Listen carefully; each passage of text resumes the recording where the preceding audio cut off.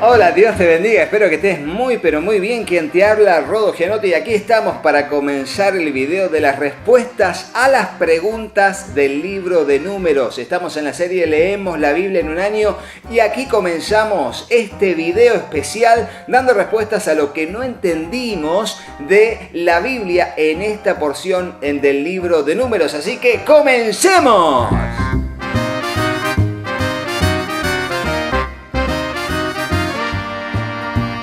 Y esta primera respuesta apunta sobre todo a entender el propósito del ritual de los celos. No era para que la mujer finalmente quedara estéril porque esa expresión se te hinchará el vientre y se caerá tu muslo. Bueno, una expresión de que significaba que iba a quedar estéril de por vida la mujer que fuera sorprendida a través de este ritual de los celos en que justamente había sido infiel. Por eso se la llevaba al sacerdote, por eso se le daba de beber agua pura, agua limpia del lugar del tabernáculo, con polvo del tabernáculo, del suelo del tabernáculo, y allí el sacerdote la entraba en un juramento de que si no había sido infiel no le pase nada, pero que si le había sido infiel se le hinche el vientre y finalmente quedara estéril de por vida, y de ser una señal y una evidencia de que había sido una mujer adúltera. Ahora, la pregunta es si le afectaba a la mujer o al hombre. No, solamente afectaba a la mujer. ¿Por qué? Porque cualquier hombre en la época de Moisés podía darle carta de divorcio a una mujer, a su esposa,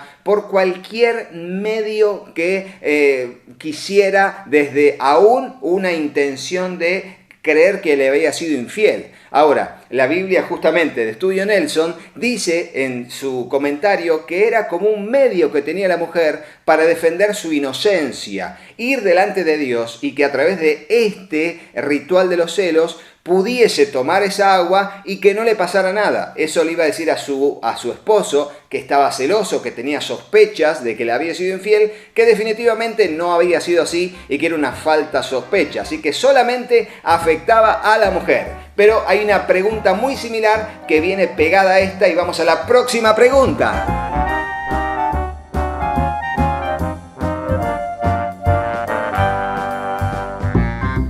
El acto de adulterio es un acto que Dios abomina. Realmente Dios no soporta al adúltero, ni la adúltera ni el adúltero. Ahora bien, es verdad, y esto es verdad, que el ritual de los celos decía si la mujer había sido infiel. No había un ritual para demostrar si el hombre había sido infiel. En este punto nos encontramos con que podían haber o testigos, o podría haber sido la mujer que podría informar con quién cometió adulterio, y entonces tanto la mujer como el hombre serían condenados a muerte. La mujer sería la que llevaría en sí el primer grado de condena, pero también el hombre con quien había sido adúltera. Recordemos que la ley de Moisés dice en la propia ley que una mujer sorprendida en adulterio, como el hombre que estaba con ella, los dos tenían que morir. Era condena a muerte por ese pecado abominable que Dios detestaba constantemente. Si recordamos, en Levítico 20:10 dice explícitamente lo que acabamos de decir. Así que ahora sí, vamos a la próxima pregunta.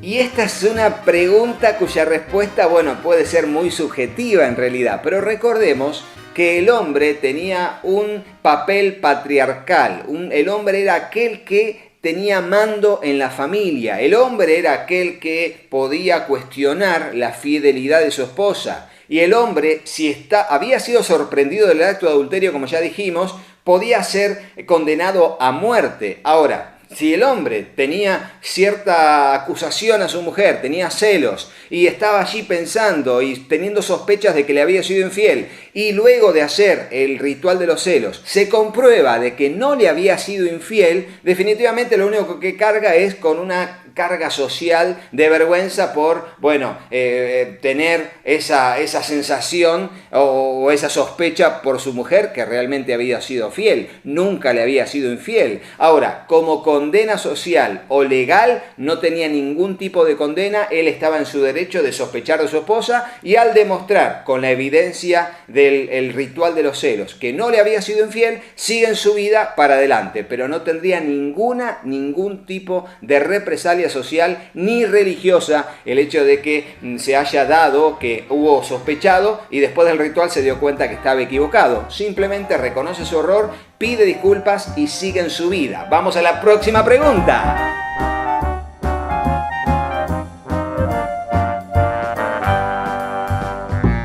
Claro, y no sé si les pasó a ustedes, pero a mí me pasó que digo, ¿de dónde sale tanto aceite de oliva? Así como también consultaban y decían allí, bueno, Rodo, ¿y tantos animales de dónde salen? Bueno, recordemos en principio que de Egipto habían salido con muchísimas posesiones, no solamente oro, plata, piedras preciosas, no solamente diferentes tipos de metales o vestiduras o telas, sino muchísimos animales. Y de hecho te digo que en el diccionario dice que el aceite de oliva era un bien muy común en ese tiempo que se comercializaba de región en región. Gente de Palestina, que es una zona muy rica en aceite de oliva y en olivares, de allí se iban a Egipto, habían caminos reales y caravanas de mercaderes. Recordemos a José cuando venían unos madianitas o amalecitas o como quieran llamarlo de acuerdo al texto bíblico, que se llevaron a José y se lo llevaron a Egipto porque iban a comerciar en Egipto. Era muy común que en ese camino real que iba desde Egipto y recorría toda la zona de Palestina hasta llegar a Turquía y así a lo largo de muchos territorios,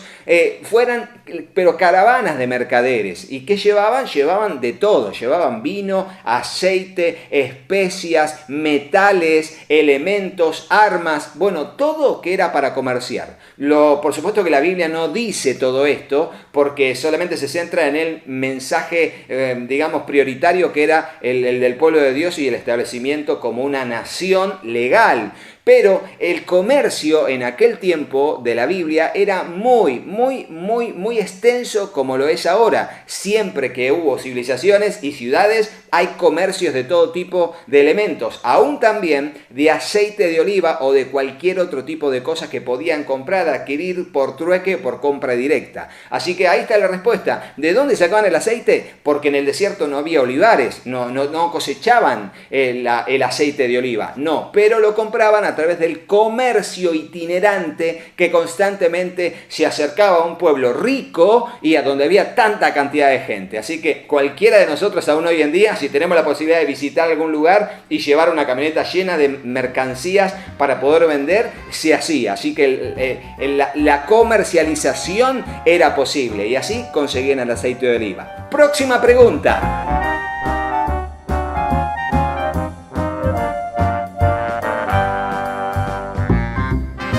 Claro, ahí se te viene la pregunta de decir, pero ¿cómo puede ser posible? ¿Cómo Dios no lo reprendió? Porque Moisés le pidió a su cuñado que venga porque necesitaban un guía. Bueno, ¿y qué pasó con Dios? Y la columna de fuego y la columna de nube, que donde se posaba el campamento allí tenía que armarse. ¿Cómo es esto? ¿No dejó de lado a Dios? Y ahí nos sale, el criticón, nos sale ahí el que le mira la quinta pata al gato y la busca y a ver dónde está. Bueno, ahí es donde entendemos de cómo la Biblia nos habla de buenos consejeros, en la multitud de consejeros se gana la batalla, en la multitud de consejeros, Bueno, en la multitud de consejeros, Dios quiere ser nuestro Señor. El criterio de vida tiene que estar basado en lo que la palabra de Dios dice, pero con respecto específicamente el hecho de tener consejeros, el hecho de generar mentores en nuestra vida, personas que Dios pone en nuestro camino para perfeccionarnos, para ayudarnos a mejorar. Recuerden que Efesios capítulo 2 dice que Dios puso maestros, pastores, evangelistas,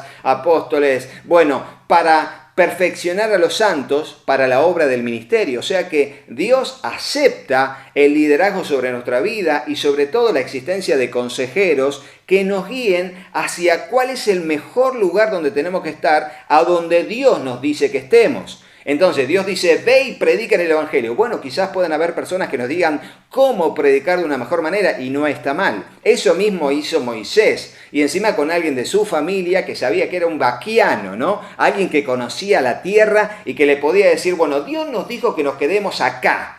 ¿Qué te parece? Bueno, dentro de este territorio lo mejor es aquel sector. Muy bien, vamos para allá. Y Dios nunca se opuso. O sea, Dios no lo desaprobó, ni tampoco le dio alabanza. Simplemente es un contexto en que nos habla de que hay consejeros que Dios permite en nuestra vida y que son muy necesarios, como en el caso del cuñado de Moisés. Próxima pregunta.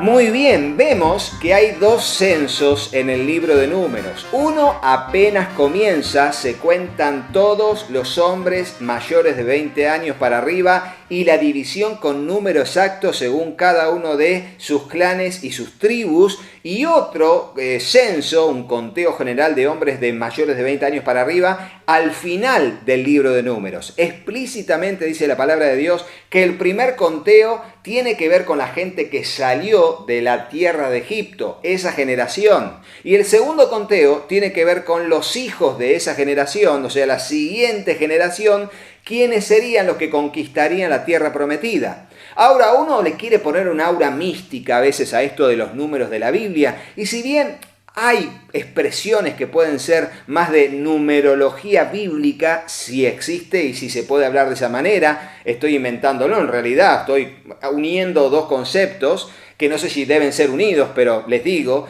el propósito fundamental era saber cuánta cantidad de personas tenía cada una de las tribus para hacer una división equitativa de la tierra que irían a conquistar. Y eso está en la última parte. En el segundo censo Dios dice, hay que repartir la tierra prometida a suerte, pero en un terreno que sea equitativo a la cantidad de personas que tenía cada una de las tribus. Entonces las tribus más grandes heredarían, o se le daría por suerte, los terrenos más grandes de la tierra de Canaán y del territorio llamado la tierra prometida. Entonces para eso simplemente Dios hizo el conteo, para generar equidad y justicia social. O sea, tribus más grandes, terrenos más grandes. Tribus más chicas, terrenos más chicos. Y a partir de allí nadie diría, bueno, al final una tribu chica se quedó con mucho y nosotros que somos grandes tenemos un pequeño territorio. Bueno, no sería así, no de parte de Dios.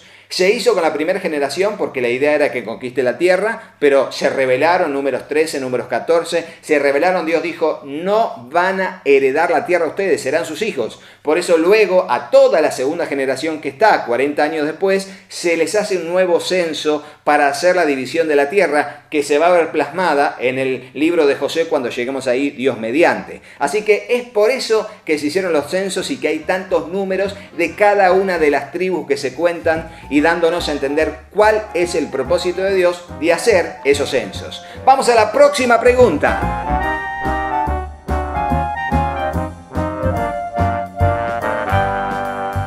Y para entender la respuesta de esta pregunta hay que comprender el hecho de por qué Dios en uno de los mandamientos dice no matarás. En principio, lo que Dios quería era que haya un amor al prójimo. Amarás a tu Dios y amarás a tu prójimo como a ti mismo. Por eso iba a haber respeto de la propiedad del otro, no codiciarás lo que tenga el otro, la mujer, el buey, etcétera, etcétera, etcétera del otro, no lo codiciarás. Y el no matarás tenía que ver con no ejercer violencia social. ¿Por qué? Porque el derramar sangre inocente, así como la fornicación, así como la idolatría, iba a contaminar la tierra. Entonces, derramar sangre inocente contamina la tierra. Esa sangre que cae en la tierra, como la sangre de Abel, clama a Dios. Y Dios escucha. Dios escucha el clamor de aquellos que fueron asesinados impunemente. Aquellos que injustamente son asesinados. Por eso, el no matarás tiene que ver con el trato entre los semejantes. Nunca vas a matar a nadie, no matarás. Ahora, cuando alguien mataba a alguien, se daba la ley conocida como la ley del talión, ojo por ojo, diente por diente, que está y lo leímos, el que mataba tenía que ser muerto. Si alguien mataba a alguien adrede y con voluntad, iba a ser muerto por un pariente más cercano, lo iba a tener que matar a él, porque si mató a alguien va a tener que morir. Ese no matarás no se aplica porque era justicia. Ahí había un juicio, habían testigos, se presentaban, se daban las evidencias y a partir de ahí el juez decía, van a morir. Van a morir. Y eso no era no matarás, era una condena a muerte, que es diferente. Porque alguien mató es que es condenado a muerte. Porque alguien cometió un delito terrible que a Dios no le gusta, como era la blasfemar a los padres, como era blasfemar el nombre de Dios, como era no respetar el día de reposo. Bueno, tenían condena a muerte, pero no tenían ningún tipo de relación con el mandamiento no matarás. Ahora, ¿qué pasa con esta pregunta? Que tiene que ver con que como Dios si dice no matarás, Él manda a matar a mujeres, a niños varones, a dejar a las mujeres vírgenes con vida. ¿Por qué, Rodo? ¿Por qué no entiendo eso? Bueno, hay que entenderlo así para no ponerte en modo juzgador a Dios. Nunca juzgues a Dios. Si Dios dice algo, por algo lo dice y es bueno. Siempre la voluntad de Dios es lo mejor para nosotros. En ese tiempo, recordemos que la tierra de Canaán estaba llena de violencia, llena de fornicación, de idolatría. Realmente el pecado de los moradores de la tierra de Canaán había llegado a un extremo tal que finalmente Dios había dicho, bueno, listo, hay que hacer justicia, y mataría a los habitantes. Así como lo hizo con Sodoma y Gomorra, que el clamor de aquella ciudad subía. ¿El clamor de qué? De los asesinatos impunes, de aquellos que habían sido violados, asesinados, de aquellos que eran tratados injustamente, de los maltratados, de los que se aprovechaban de ellos a través de juicios falsos. Bueno, todo eso produce un clamor a Dios, que Dios escucha, pero tiene paciencia, misericordia, misericordia, hasta que dice basta. Cuando dice basta, Sodoma y Gomorra, los ángeles van a ver si es finalmente así, los moradores, los hombres se juntan todos y los quieren violar, y literalmente tener relaciones sexuales con ellos. Esos ven eso y dicen, ya está, llegó al límite, rebalsó la gota,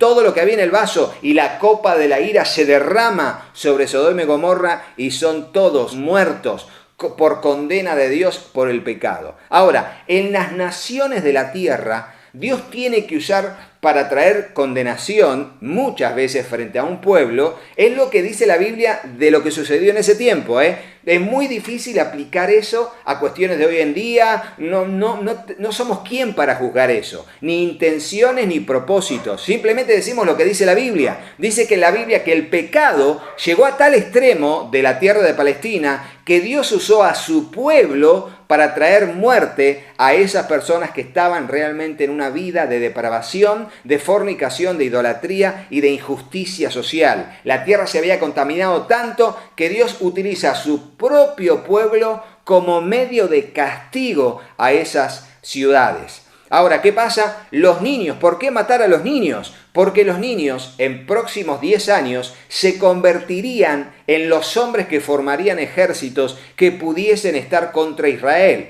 Por eso a todos los niños varones, que hoy son niños, son indefensos, pero dentro de 10 a 15 años son hombres fornidos que toman espadas y que forman ejércitos para matar.